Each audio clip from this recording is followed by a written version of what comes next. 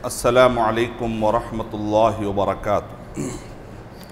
अल्हम्दुलिल्लाहि रब्बिल आलमीन वस्सलातु वस्सलामु अला रसूलिहिल करीम व अला आलिहि व अस्हाबिहि अजमईन, अम्मा बाद। फ़अऊज़ु बिल्लाहि मिनश शैतानिर रजीम, बिस्मिल्लाहिर रहमानिर रहीम। वल्लज़ीना जाहदू फ़ीना लनहदियन्नहुम सुबुलना व इन्नल्लाहा लमअल मुहसिनीन। रब्बि इश्रह ली सदरी व यस्सिर ली अमरी वहलुल उक़दतम मिन लिसानी यफ़क़हू क़ौली। मैं सबसे पहले अल्लाह सुब्हानहू व तआला का शुक्र बजा लाता हूँ। बेपाया दरूद व सलामती हो मोहम्मद मुस्तफ़ा सल्लल्लाहु अलैहि वसल्लम पर, आपके सहाबा इकराम पर, आपके आले बैत पर, क़यामत तक आने वाले सारे मोमिनों पर। फ़ज़ीलतुल शेख काका सईद हफ़िज़हुल्लाह और इसी तरीक़े से डाइस पर तशरीफ़ फरमा और सामईन में मौजूद सारे ही मुअज़्ज़ज़ उलमा इकराम का इस्लामी तरीक़े से मैं इस्तक़बाल करते हुए जिस मौजू पर मैं आपके सामने गुफ्तगू करने जा रहा हूँ, उन्वान है मुतहर्रिक अफ़राद को गैर मुतहर्रिक बनाने वाले अवामिल से बचाने के लिए 5 मशवरे। यानी किस तरीक़े से एक मुतहर्रिक फ़र्द अचानक गैर मुतहर्रिक हो जाता है तो उसके पीछे क्या अवामिल कार फरमा हो सकते हैं, उसमें से 5 पॉइंट पर मैं आपके सामने गुफ्तगू करूँगा बहुत ही मुख्तसर मुद्दत में इंशाअल्लाह। पहला पॉइंट है मैनेजमेंट स्किल से नावाकिफ़ियत। मैनेजमेंट स्किल्स में एक बात ये होती है कि हमारे बहुत सारे उम्री हजरात कभी मदरसे से जुड़ते हैं, किसी मस्जिद से जुड़ते हैं जॉब के तौर पर, या मामलतदारी के लिए, बिज़नेस के लिए जुड़ते हैं जॉब के तौर पर, या किसी भी कमेटी में ज़िम्मेदारी लेते हैं। तो जॉब को एक बिज़नेस समझना चाहिए। जॉब भी एक बिज़नेस है क्योंकि he is buying your time, क्योंकि जो एम्प्लॉयर होता है वो आपका टाइम खरीद रहा होता है। तो जॉब और बिज़नेस, आज के दौर में जॉब भी एक किस्म का बिज़नेस है। अब यहाँ पर जो गलती होती है जिसकी वजह से अचानक एक मुतहर्रिक फ़र्द बड़ा मायूस हो जाता है और गैर मुतहर्रिक हो जाता है, वो कब होता है? जब एग्ज़िट और एंट्री प्लान क्लियर नहीं होता। क्योंकि खाना खाते खाते अचानक ख्याल आता है, मस्जिद में ज़म हो जाते हैं, मदरसे में दम हो जाते हैं।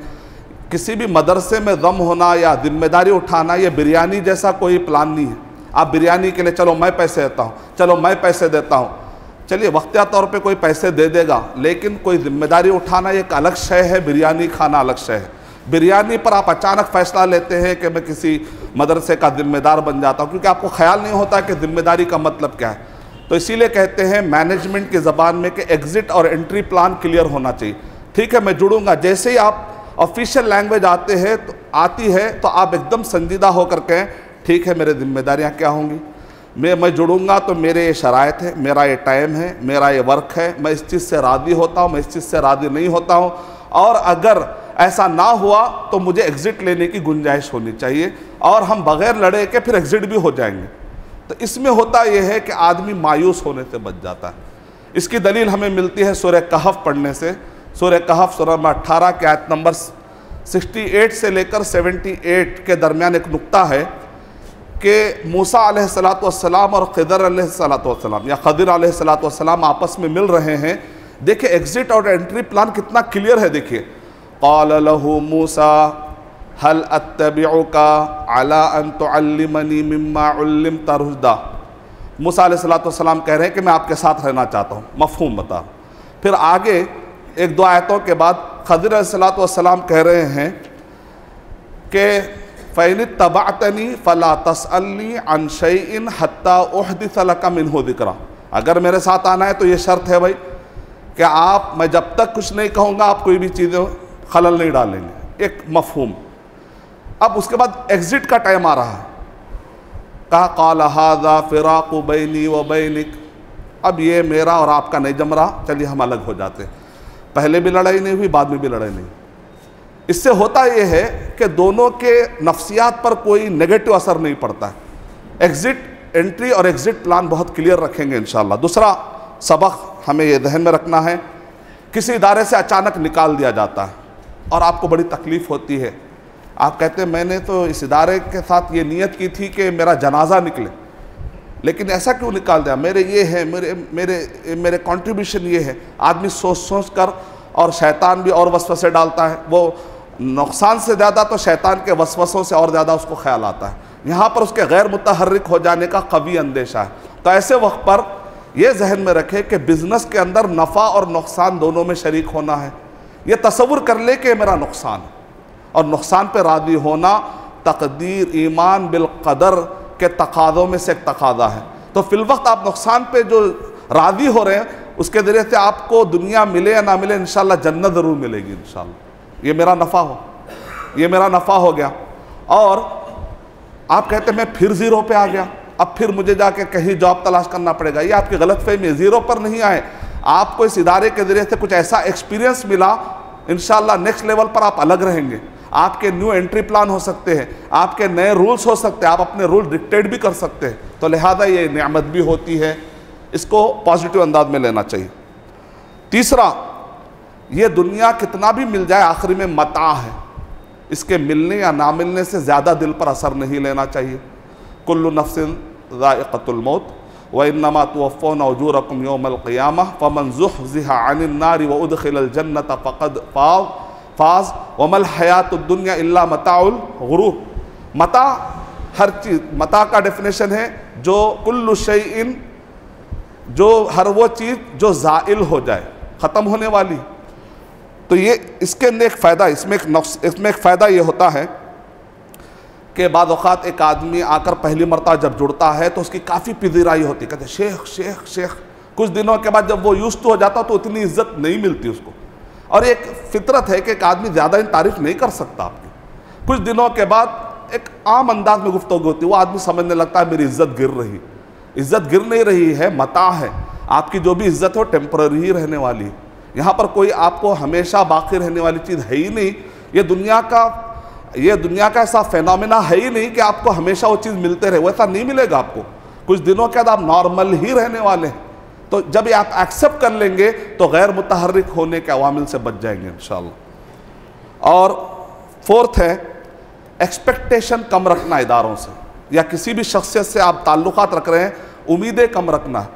जैसा कि सूरह फुरकान सूरह नंबर 25 के आयत नंबर 20 में अल्लाह ताला इरशाद फरमा रहे हैं, वजअलना बअदकुम लिबादिन फितना, हमने एक दूसरे के लिए तुमको फितना बना दिया। अल्लाह ताला कुरान मजीद में ये नहीं कह रहे हैं वजअलना बअदकुम लिबादिन विफ़्क़ा, हमने मुवाफ़िक़ बना नहीं कहा।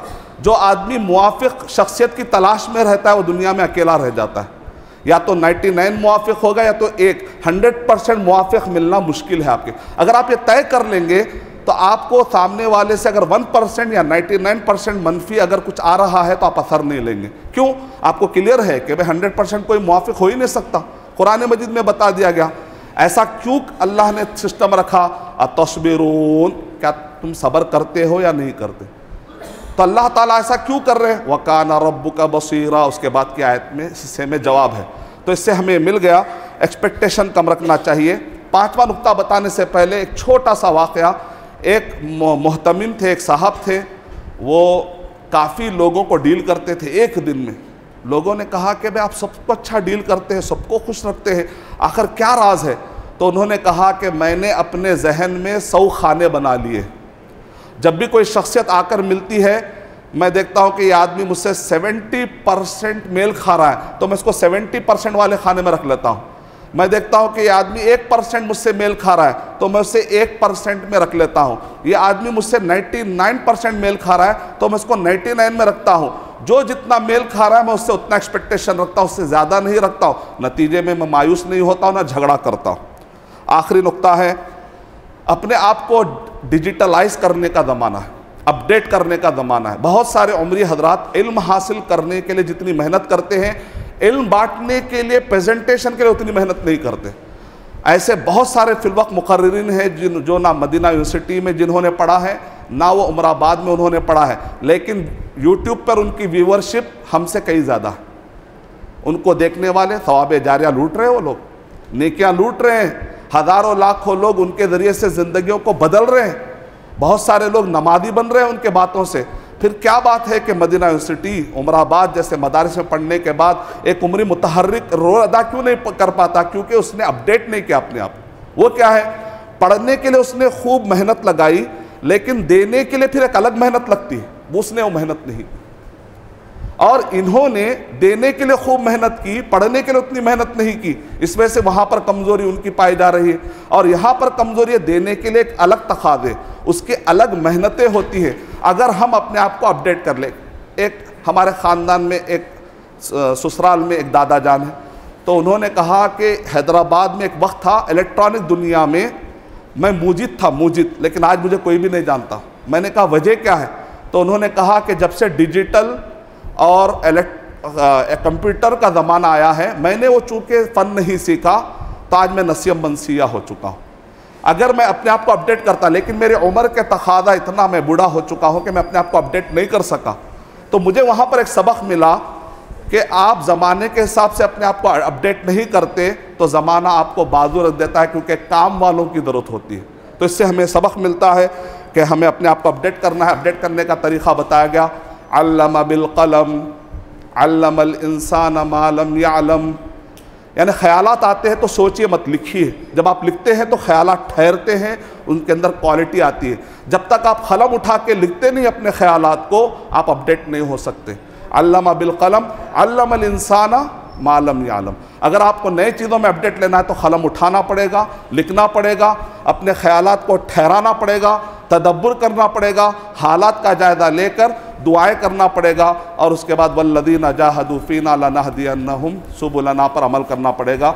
मैं अल्लाह ताला से दुआ करता हूँ कि अल्लाह सुब्हानहू व तआला इन नसीहतों को सबसे पहले मुझे आमिल बना दे, फिर उसके बाद सुनने वालों को इसके लिए नफ़ा बख्श बना दे। आमीन व आखिरु दावाना अल्हम्दुलिल्लाहि रब्बिल आलमीन। अस्सलामु अलैकुम।